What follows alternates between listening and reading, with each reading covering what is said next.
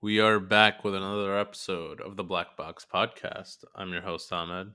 And I'm your host, John. And this time we have Daniel Alfon. He is, I guess I'd describe him as a LinkedIn expert. He has extensive experience using the platform since like earlier on in its time around 2004, 2005. So, uh, you know, throughout learning and experiencing LinkedIn, he became a professional that now shares his tips and tricks to, get what you want out of the platform. Utilize it for your networking purposes, whether that be, your personal brand, getting the right recruiters to reach out to you, or if you started a business or, some type of service, being able to convert people into that platform. So it's a good conversation. We also did a deep dive into both of our LinkedIn's and kind of hacked them up a bit and figured out what needs to be done. So that should be A little bit of funny to listen to. shredding. A little bit of shredding was done. More for you, I think.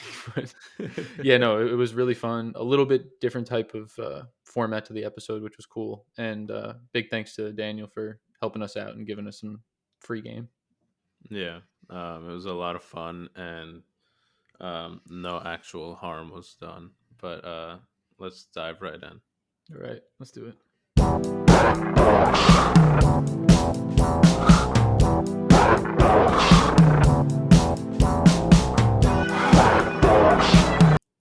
Hey guys, just wanted to shout out Zencaster, our platform of choice for recording remotely with our guests. They're sponsoring this episode, so tune in later to hear more about some really great offers. Hey y'all, we're really excited to tell you about Blvck Ice, the black-owned jewelry business owned by Sean Moore, our previous guest on the Black Box podcast. If you think about it, Blvck Ice and like Black Box, it's almost like it's meant to be. Uh, Exactly. Yeah, but we like to focus on investing in the show. So, we kind of look at it as we're partnering up with a asset class. Jewelry is considered an investment, and with the stock market and crypto being pretty volatile right now, and for the most part going down, jewelry, especially precious metals, gold and silver, those tend to preserve their value really well. So, you know, that's also another reason why we think it's a good opportunity. But also, I've worked with Sean in the past. I got a gift for my mother actually for Mother's Day. It was a relatively custom piece, nothing crazy, but Sean was quick, he was easy, he was responsive, the price was fair, and we just met up and transaction was easy, and my mom loved the gift. So yeah, if this all sounds good to you, check out Black Ice's website at Black Ice NYC. And at all socials, and there's a V instead of an A for the black. So as you guys are probably used to with little letter substitutions by us, but you could find stock goods there, and Sean also specializes in custom goods with quick turnaround times. yeah, Sean does great custom pieces. I've seen a bunch of them on his social media. But yeah, he's also good for sourcing, like watches, specific Rolexes, anything like that you're looking for. He can also get you a better price than, if you're going to, a bigger name shop or someone that you don't really know that might try to gouge you on the price. So along with that, it's also supporting an upcoming entrepreneur. He's had a lot of success. He just celebrated his 1 year anniversary of the business, had a really nice party. And Let's get back to the show. Alrighty. Daniel, thank you so much for coming on. I'm excited to get into the conversation, but before we do that, you want to just introduce yourself for us? My pleasure. It's a pleasure to be a part of the Black Box. My name is Daniel Alfon, and I've been on LinkedIn since 2004. And I'm here to bust some myths about LinkedIn, and we would do this based on your own profiles, John and Ahmed. Awesome. Okay. I guess your focus when you're I like is your service helping people improve their presence on LinkedIn? Is that in your Do you normally have a set of steps that you go about like attacking their weaknesses in their profiles or improving them? Excellent. So we usually start with questions that are not about LinkedIn at all. So I would ask you, John, and I would ask you, Ahmed, what is the objective? What would you like LinkedIn to do for you? And the answers could vary. If you decided that you're starting out a new business, then we would discuss the business itself, the ideal client, and then we'll see how to reflect that on your LinkedIn presence. if you'd like to be headhunted, so who would be your ideal future employer? What kind of position would you look for? I was listening to an episode you released with a friend of yours with Jerry Lee. Yeah, at So Amazon. yeah, so if Jerry would be part of this conversation, and he would say, now my next step is becoming a manager outside of AWS or something like that, then we would start usually by analyzing the LinkedIn presence, your profile. This is usually the first step. Sometimes we don't have to touch it at all, and we move into more advanced stuff. Your connection strategy, your content strategy, your lead generation, and that would be these would be the next steps. Okay. Okay. All right. So I guess then you would have to really understand from us why we have LinkedIn, or like what we're trying to get out of our LinkedIn. Excellent. Yes, because it's not enough just to say, okay, I have a LinkedIn profile, and that's it. In order for it to work for you, you have to call the shots. It's not good for you to let LinkedIn call the shots, because LinkedIn will not know as well as you do what does success look like for you. So if I could Okay. ask both of you, in an ideal world, how would you like your career to look in 12 months, 2 years? Okay. Okay. You John, asking us as a question? I'll answer. Yes, please. I guess ideally the path that I'm on now, my next step in my career would be to become a software developer. Right now I'm doing technical support engineering, which is like a similar, more like QA position. So Okay. that would be my next step, and then after that I'd like to, continue up the ranks there, be like a team lead and help like architect solutions. That's probably where I'd like my career to go. Excellent. So nice. perhaps it would be easier, instead of having both answers, it would be perhaps best for us to work with you, John, for a couple of minutes and then switch. Okay. I think it makes more sense. Yeah. So That's fine with me. what I suggest is this: in the show notes, you should be able to visit Jonathan Palmieri's profile, and there we'll try to treat it as if we don't know each other, and I'm the hiring manager looking for a software developer in New York City, the ideal Yeah. company you'd like to work for. Okay, this is the state of mind I'd like to bring into the table. Someone who doesn't know you, but is looking for someone with your skill set. So the questions I would ask is this. One, who's your ideal reader? And that basically, in your case, John, would be the hiring manager or the team, the software team lead, maybe. Yeah. The title may vary, but that's more or less the gist of it. And then the second question would be, what action would you like the software team lead to do if they visit your profile and they're looking for someone like you that they don't know you? After they read your profile, John, what action would you like them to perform? Um well, I guess the ideal outcome would be to have them, reach out and ask me to apply to a position if that's, what they're trying to do. Or Excellent. if I had already submitted an application and then maybe reached out to them to take a look at my profile. Either way, yeah. Great. So the last and third question is, are you making it as easy and seamless and frictionless as possible for anyone visiting your profile to understand as fast as possible that you're a solution to their problem? And before trying to make a critique and um, talk about your profile, there are very good things in your profile. Again, when you visit it, the first thing you see is a banner, and a banner about thirsty and transforming a 250 billion industry is a banner that makes it more interesting for readers to understand what that you have a technical background. That's a plus for a software engineer. The next step would be to try and paint your current position with software touches.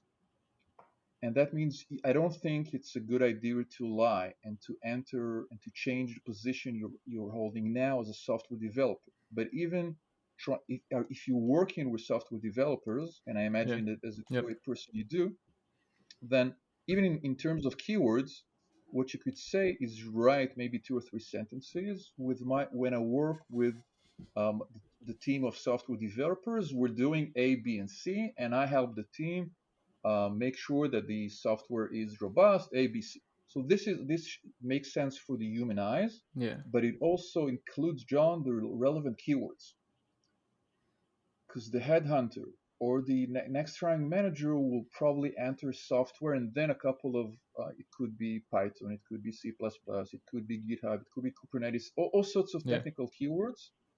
And another way to look at it is to try and analyze your ideal job, grab or elicit 20 or 25 keywords out of it, and only then visit your profile and see which terms are present somewhere in your profile and which aren't. And I'm sure some of the terms are somewhere in your profile, but my guess is you'll find some terms that are nowhere to be found on your profile. And then the question is, where is the most logical place you could insert that term in your profile? If you can't put it in the experience section, you could certainly add it as a skill. And the most important thing to remember is that whenever someone runs a search, LinkedIn indexes everything on your profile, from the headline to the experience section and even the skills. Okay. So That all you gets don't accounted have for. to, yeah, simply using the skills, you could add up to 50 terms, then maybe 5 terms would be added there, and that would make sure that whenever someone runs a search, there are billions of searches run on the platform. Instead of finding John in page 55, they'll find you in page 5. And then you make it easier for them to find you. So let me just recap the questions. Who's your ideal reader? What action would you like them to perform after they visit the profile? And then are you making it as easy for them as possible to understand that they need to reach out to you? Again, there are very good elements in your profile. It may require some software emphasis that is a bit lacking. Even you just asking me those questions, there's already several things that popped to mind that I could add. I know for my previous employer, I had some information about what experience I did in the job description in that experience part, but for Thirsty, I don't think I've added that yet. And I also Mm, think I don't have a link to my GitHub, which would, show them that I do some personal software projects on the side, which those right there would already help me out. And then, excellent. Would yeah, you be open to try and do something about it? yeah. I mean, that's probably Okay, what I'm going to do next. Yeah. fine. So even within 30 seconds, what we could do is this. Let's try to do this now. Open your GitHub.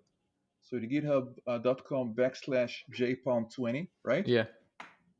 Or do I have that And in if there? you don't mind, it's not highly visible. It's in the contact info. So Okay. this is what I would suggest. If you don't mind, try to go to your LinkedIn profile, Yeah, let's do it. and within 30 seconds, you'll add it. Do you see an add profile section? Add profile section. Yes. Yeah. Could you please click on the add profile section and select recommended and then featured? Add featured. Okay. And now it's Good. just a Do you blank see the feature. plus sign? Mm-hmm. Great. Can you see the plus sign on the right? Yeah. Can you please click on that and select add a link? Yep. And that's where I'd add the link. Great. If you could paste the github.com/jpalm20 and click on add, wait a couple of seconds, and you Got can it. change the title. Instead of jpalm20 overview, use the word GitHub and simply click on save. There'll be a thumbnail, Yeah, it's like a multicolor. yeah. Yeah. I could always change Okay. that. I'll change it. Fine. So when you do it and when you save it, refresh your profile, go to your profile and tell us where was that added to your profile. Or even Ahmed, Yeah. could Oh, I you see please it. check if Ahmed, if you go now to John's profile, can you see the Let's GitHub see. and where do you see it? How easy do you see it? How early do you see it? Let's see. I'm going to John's profile. Okay, so that's linkedin.com/in/Jonathan-Palmieri. Funny enough that image that is matched to the link, the thumbnail, is an NFT.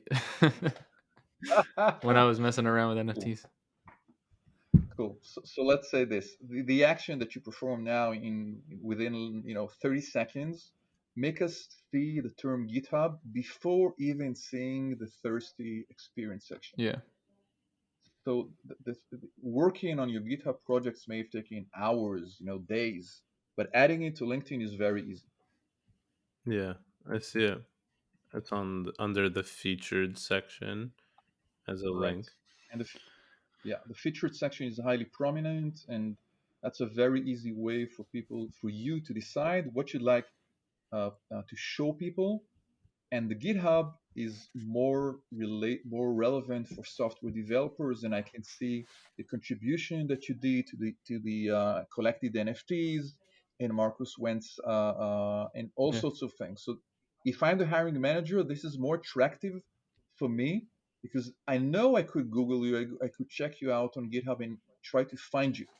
But you're making it easier for me to find everything without working too hard, and nobody works to like, I mean, other than you guys, nobody likes to work that hard. Yeah.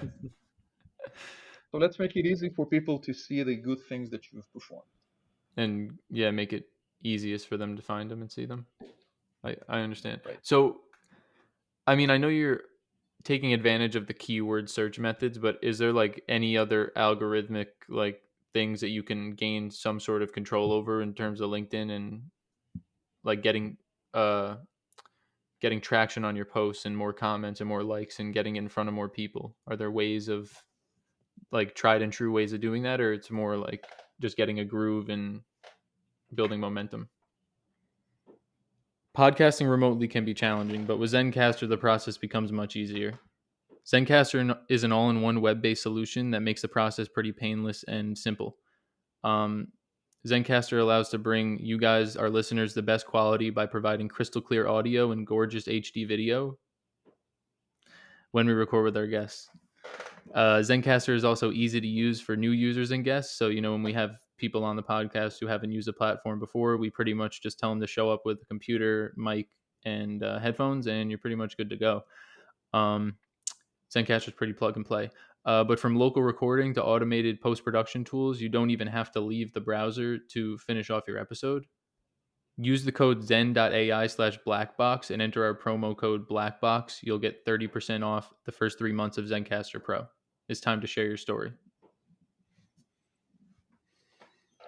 Okay, that's a great question, and I think the answer boils down to your connection strategy.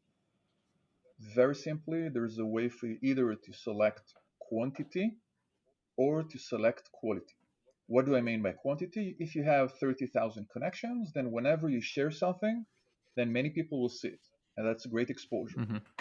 The other way to gain traffic is through referrals. People who know you and if could say, you know what, we're looking for a software developer. I think John could be a good match, and then the person could make the introduction.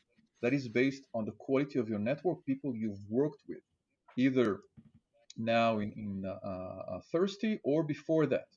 Okay, whether it was the data device corp or even from university where with Stony Brook where you probably you two met. Mm-hmm. So quality or quantity, and try not to have both because you can't have both. You have to pick one.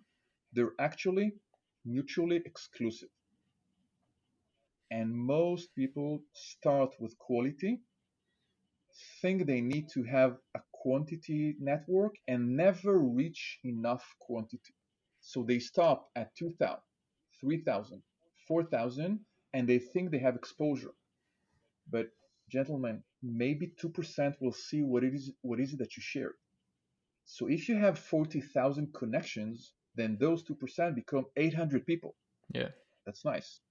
But if you have 4,000 connections, then you only have 80 people, and most of them are not relevant. So pick one, and the best way to think about it is ask yourselves, if I had to pick one, would I like to be in 2 years' time the most connected or the best connected? Okay. Well, And I guess I guess I understand why you're saying they're mutually exclusive, but what if you just went like extra hard and was able to build up your connections like every day if you just added a bunch of quality connections? Well, not quality connections, So not, but let's do some okay. math. You have 1900 connections, give or take, Hmm. right? LinkedIn now limits the number of new connections you could Oh, add per week okay. to less than 100. So how much time would it take you to get to 20,000, 25,000, Wow. 30,000? Okay. Wow, you could. That's no longer an option. If you had 20,000, 15,000, maybe you could do it, but it would take you a lot of time because LinkedIn tries to limit. There are many automation tools that say we can auto connect, we can auto visit all sorts of profiles, but LinkedIn has added a restriction to the number of new connections you can send, To reduce and spam. you don't. Yes. That makes sense. Okay. Can I butcher Ahmed's profile now? Mine's bad. Hack it up. So Hack it up. uh, Okay. I guess so. So I'm I'm going to linkedin.com/in. It should be in the show notes, and then Ahmed Ahmed hyphen Shata Shate. It would be nice to customize the link if you'd like, but I'm not sure we have the time for this. So let me point some a question. Okay. I see that your profile says in the headline, Partner Experience Specialist at Google. Is this right? Yes, So where is Google featured in the experience section? it is not at the moment. Uh, You're in trouble, Ahmed. And okay, okay. So the defendant may try to explain, well, what happened? so I started this job a little over 3 months ago. Uh, Hmm. and that's why I moved from New York to California. Hmm. And Yep. since then, I never made a post about it on LinkedIn, which I was like, oh wow, I probably should have done that. And I also never added it to my experience, but I just changed like the title on my LinkedIn. My LinkedIn needs like a complete overhaul though, including like my description and all everything in between. So I am very familiar with that. All right, fine. So just like John said, how his career would play out in his from his perspective, can I ask you in 3 years' time, what is the ideal career you'd imagine for yourself? Yeah. Um so I spent like the first 2 years of my career in a completely different industry from what I'm in now. I started Yep. in process engineering at Estee Lauder, Hmm. uh, which Yep. is kind of went along with what I did in college, which was chemical engineering. But then I decided I wanted to work Hmm. in tech, and specifically, I wanted to work. Like my goal is to work on YouTube as a product, and Oh. I was able to get a job in the same company but not on the same product this past year, and it's built. I'm getting experience in tech, and my job is somewhat technical, but it's not on a technical like not in a technical org. So I feel like I'm getting good experience for that.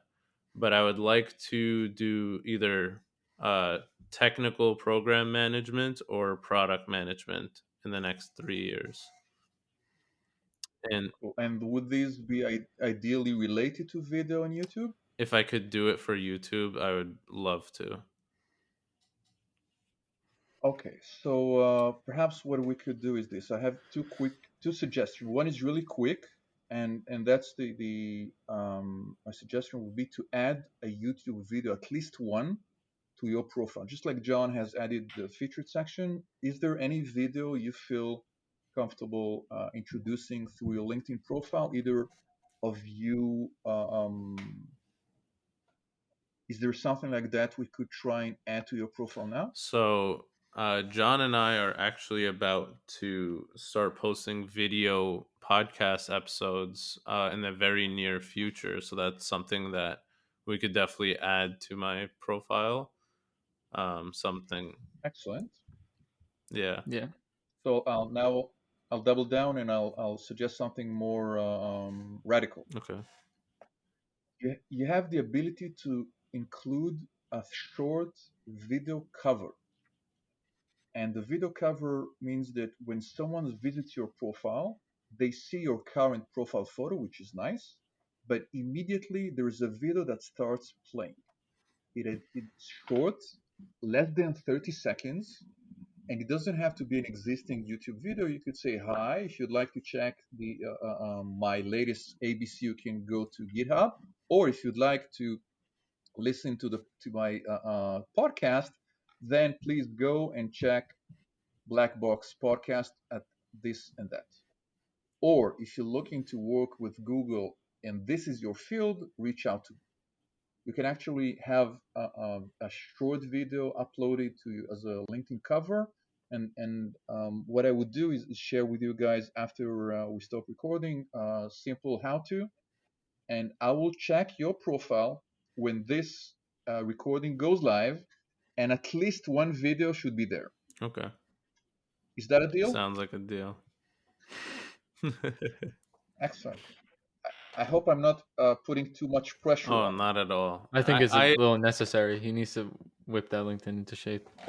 yeah, yeah, no, the let's see if there are other ways that we can Yeah. rip into Also, my no, I was gonna say, like how I usually post a little something about the episode this week. You could also do that, but you can include the Mhm. video link, and that would kind of be like we're doing two different sets of posts, but double the content. It's true. That's true.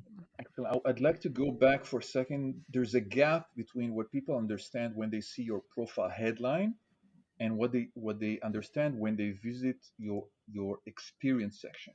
And a gap is usually not a good idea because you let other people try Fill in and, the gaps. and figure out what happened to you. Yes. And it should take you really less than 2 minutes to add the Google experience to your profile. Hmm. Like the minute you decided to change the headline was the best time. If not, then today, because that makes people wonder whether you already left Google or your profile is up to date, or all sorts of Yeah. things that are not clear in their head. And it's our job to try and make it easy for them to understand. Yeah. Yeah. So, I'm going to tell you something else, because the minute you're going to do that, there'll be whenever you add a new position, then your network is automatically notified. By default, LinkedIn tries to have a broadcast saying Ahmed has now been promoted and has Yeah. started working at Google XBC, ABC. If that happens, today or 2 months ago, it's fine. But imagine if you do it in 6 months' time, then you'll have 50 people reaching out to you and say congrats. It doesn't make sense because most people will not click on your profile and see that you actually joined Google back in the summer of 2022. So they would treat it as if the minute you updated, that's your first day at Google. yeah. And it's going to be weird for you to try and reply and say, you know what, actually, it's been 6 months or 9 months, and now I'm moving to something else. So the easier thing to do would be to update your profile as soon as possible. And today is the second best day. Okay. Yes. Yeah, I feel like that makes sense though, because I feel like my LinkedIn content, or at least the notifications I get, are either from my most followed and interacted with people on LinkedIn, or it's anyone that's gotten promoted or changed position. So yeah, I feel like that's Yes. a trend.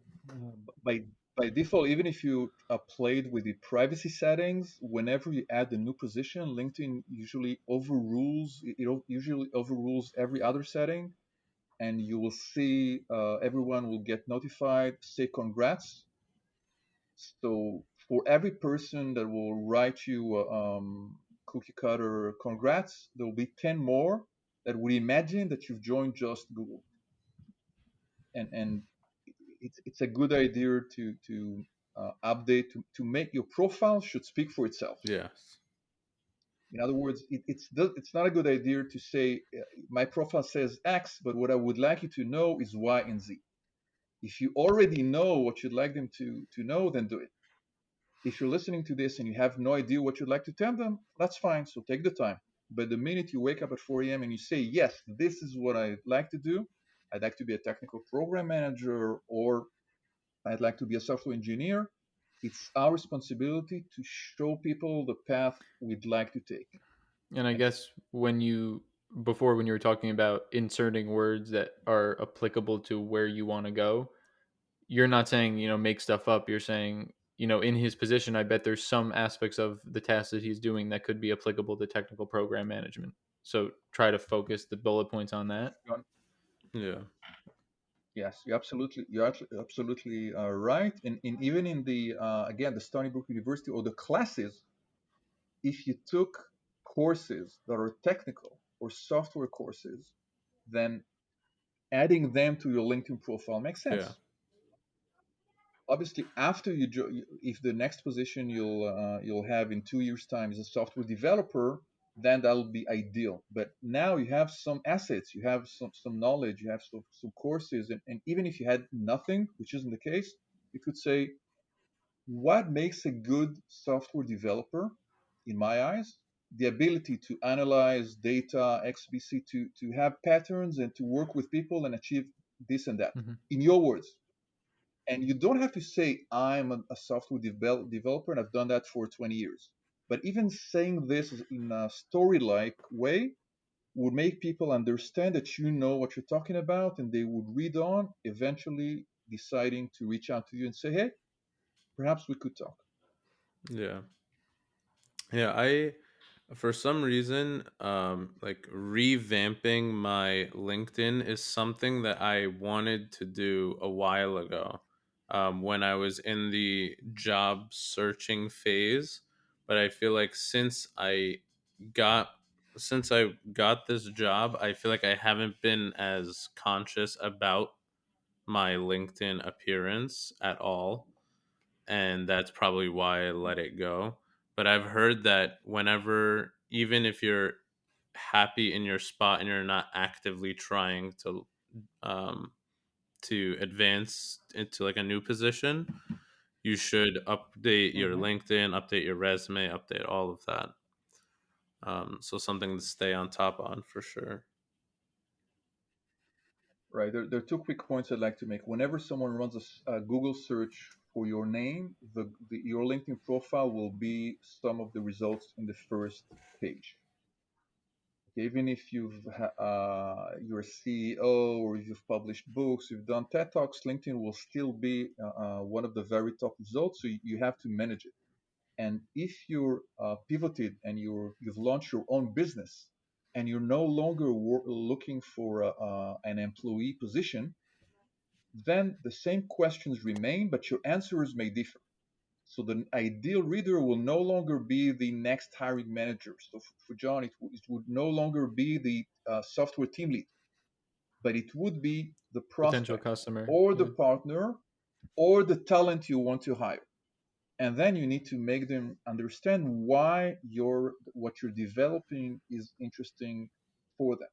So if you're in business and you're not looking for a full-time position as an employee, instead of thinking about LinkedIn as an online CV or resume, think of it as an extension of your website that needs to convert your ideal reader into, and I'm quoting John, reaching out to you. If they reach out to you, you can handle it. You can say, you know what, that sounds interesting. Let's talk, or let me pass this to my team. So think about your LinkedIn presence if you're in business, if you're a business owner, if you're a solopreneur, as a website that needs to convert your ideal reader. And if you do have a website, then conversion is likely to happen outside of LinkedIn back on your website. Your website may have a nurturing system. People can add themselves to an email list, they can message you, do all sorts of things. So move them to the existing system you may have and don't stay within the LinkedIn gated garden. Yeah. Okay.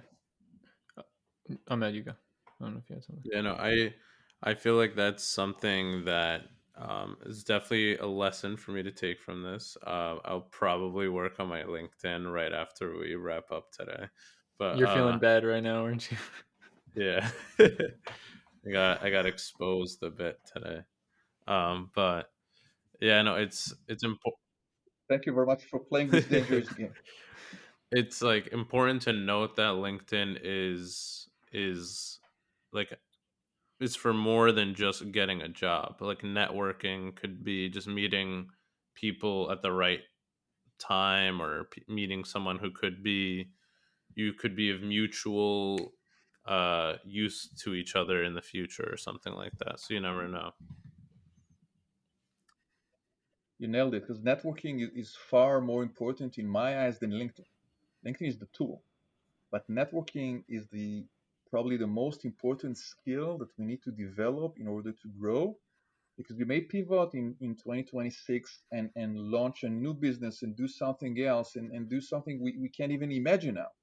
But people you've worked with, people you've served, people you've met can either work with you directly in 2026 or introduce you to someone they know and hey, you two need to talk. Yeah. And keeping in touch with your network, ideally when you don't need anything from them, is the best insurance policy you have. And I hope that you never need to use that policy. But if in 2 years time we're looking for a new job, or we're looking for clients, or we need to do something else, nobody likes it when we only remember them when we need them. And if I remember that, yeah, John, that last time you reached out to me was 5 years ago when you're looking for a job, and now you're reaching out, then I will not go out of my way That's a to great help point. you. I'm sorry. But if you manage to keep in touch with me, okay, and you notice that my birthday was on November 24th, and you reach out to me, that's not mine, that's Ahmed. one of yours, then reaching out, yeah, reaching out to Ahmed after, and ask how it's been outside of LinkedIn, whatever works for you, it takes you, 2 minutes, and it makes it easier for you to reach out again and ask for someone's help when you don't only behave in a transactional way. Today I need you, then I dump you, and if I need you in the future, I know where to find you. Nobody likes Because that. it makes Don't you be that feel like person. you're being used. But a really good point to that. I'm blanking right now and it's bothering me. But I just finished a book maybe a couple months ago, and it constantly referred to the like relationships with people and the term emotional bank accounts. Because if you're constantly making Uh-huh. transactions and treating it like that, and then not actually like nourishing the relationship and filling someone's emotional bank account, then you can't like you'll never have a really like a real relationship, to be honest, because then it's constantly just asking for favors and using each other when you need. But then when you like are genuine with people and hit them up for their birthday or say congratulations when they get a new job or change positions or move, that makes people think that you care about them, and that's what we all kind of want at the end of the day, right? Absolutely, and if you do this for, I think that the point is great, and you need to deposit Yep. before you can withdraw, just like in real life. And the good news about it is that depositing doesn't have to be very time consuming. In fact, when it's really important, then even though LinkedIn may tell you in the notification section that John Doe has now moved to a new position or has his birthday coming up today, then what I would actually recommend that you do is leave LinkedIn and send that person a message. It could be an email, it could be WhatsApp, it could be whatever, it could be a phone call, whatever works for you. Because 99% of people will simply send him a happy birthday or congrats. And if you get 45 happy birthdays within 2 hours, even if you're an angel, you will not reply to number 46. Yeah. There's a limit to what we can do. But it may be three people will reach out to you and say, John, how have you been? And maybe those people, even if you don't have the time to reply, you'll probably move them further up in your thoughts, in your Ranking system, emotional yeah. bank account. So try to do it. Yes. To make it sound the least transactional as possible. We're kind of making it sound or putting into terms that are, but yeah, I guess you kind of do like subconsciously have a ranking system of like who feeds the relationship the most. Like who do I feel like I have the deeper connection with? So, I mean, Right. And if you do, like maybe one way to look at it is to ask yourself, okay, who have I met this past year that is important for me to try and keep in touch with, even though we may no longer work together because I'm moving from Thirsty or I'm moving from this company, I'm doing something else. I will no longer work with that person. And if it's very difficult to you, just focus on one person. If you can do more than that, two people, five people, 10 people, that's great. And if you invest in those people, the best news is that if you do it when you don't need them, then John, you get to pick the ones that were most pleasant to work with, not the most, not the people you no longer want to hear from, but you actually pick the ones you enjoyed working with most. yeah, And everyone can do that with one person, or two people, three people, and down the line, those people can tell you in 2 years' time, hey, now we're opening this subsidiary or this company, and we may look for someone with your skill set. Or to mention Zencaster, I'm looking for a tool that could help me launch my podcast. And if I think of you and I hear about Zencaster and I know that you have a nice way for me to get the benefits of Zencaster with a major discount, then I would do it and it would be a win-win. gotcha. Yeah, Yeah. You're not losing and I'm not losing because I got a great deal, a great package, and you also got compensated for doing Yep. it. I get it. Okay. Sure. Well, yeah. Thank you for that. Um, John, anything from you? Uh, no, I guess just one final wrap up question. When you because you said unless I heard incorrectly, 2004 was when you started on LinkedIn. What Guilty as charged, yes. initially were you just using it with you know for your career like anyone else, or from the jump were you like conscious and yeah, I guess just conscious about these things and these advantages that you could take, or was it just because you have what 18 years in the on the platform that you know just understand it better, Well, so you're kind of forwarding that knowledge. so I'll start by saying I made all the possible mistakes in the book with LinkedIn. What I've shared now is is the Hmm. results of endless trials and errors. So I've made all the mistakes possible. I actually remember back in 2006, I was LinkedIn helped me slash my sales cycle. I was carrying quota, and LinkedIn showed me the name of the person I needed to reach out to within the organization, and that means I could beat my quota. Prior to LinkedIn, I had to spend a lot of time just to try to understand, is it Jane? Is it Bob? And now I knew who was the head of XYZ in the company, and I was simply able to help more people and sell more. And then at one point, you wake up and you say, hey, this is working. I'd like to see what's under the hood. And once you get better at this, then your friends reach out to you and say, hey, we'd like you to train our staff. And then you wake up and you say, okay, if this is what I'm doing, 80% of my time, maybe I should drop everything else and specialize. When did you make And that I'm very happy full I did. switch? Probably 2008, pretty early. I was running networking workshops back then, and I remember initially the last 5 minutes of the networking session, I mentioned this new shiny object called LinkedIn, and then it became 15 minutes and half an hour, and then it was probably 50-50, and then we split, and I took the LinkedIn. Again, for me, Yeah. LinkedIn is an extension of networking.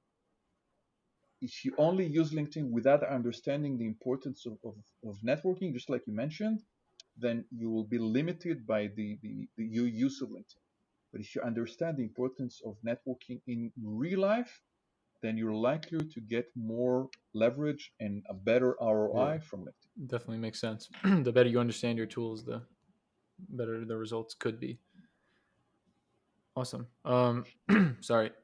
Was there anything else you wanted to get in before we wrap up, or was there anything else you wanted to mention? Plug any services? Any? We always want to give the opportunity. No, I enjoyed our conversation very much. I'm happy to see the GitHub link featured in your profile, and I look forward to visiting Ahmed's profile and see the revamp he's going to make. And the best place to get more from me would be to go to danielalfon.com. There are lots of services, downloads, guides, and Very one-on-one nice. meetings there. Well, Thank you. thank you so much, Daniel. I guess I'll send this out. You you all know where you can find us at Black Box Podcast, No A in the Black. Thank you again, Daniel. And Thank you. yeah, no, we will. By the time this goes up and you are hearing this, my LinkedIn will look much better. So if you want to go look at it, please go look at it and connect with me. Thank you. Yeah. Thank you very much. Thank you very much for playing this dangerous game without a safety net with me. I enjoyed Thank the you. Thank you, Black Daniel. Box episode Really appreciate it. Good luck with everything. enormously. Thank you. All right. Have a good rest of the day. Thank you.